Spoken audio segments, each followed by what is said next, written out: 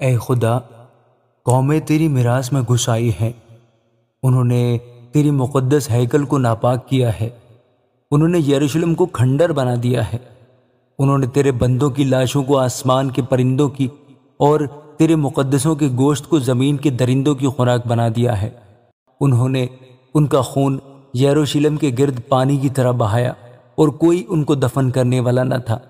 ہم اپنے پڑوسیوں کی ملامت کا نشانہ ہیں اور اپنے آس پاس کے لوگوں کے تمسخر اور مذاق کا باعث۔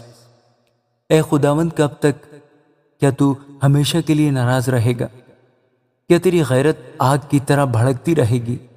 اپنا قہر ان قوموں پر جو تجھے نہیں پہچانتی اور ان مملکتوں پر جو تیرا نام نہیں لیتی انڈیل دے، کیونکہ انہوں نے یعقوب کو کھا لیا اور اس کے مسکن کو اجاڑ دیا ہے۔ ہمارے باپ دادا کے گناہوں کو ہمارے خلاف یاد نہ کر۔ تیری رحمت جلد ہم تک پہنچے، کیونکہ ہم بہت پست ہو گئے ہیں۔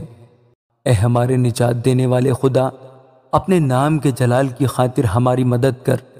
اپنے نام کی خاطر ہم کو چھڑا اور ہمارے گناہوں کا کفارہ دے۔ قومیں کیوں کہیں کہ ان کا خدا کہاں ہے؟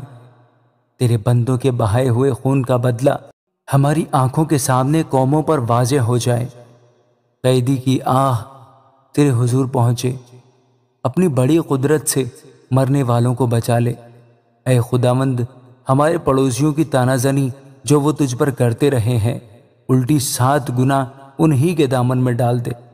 تب ہم جو تیرے لوگ اور تیری چراگاہ کی بھیڑیں ہیں ہمیشہ تیری شکر گزاری کریں گے۔ ہم پشت در پشت تیری ستائش کریں گے۔ آمین۔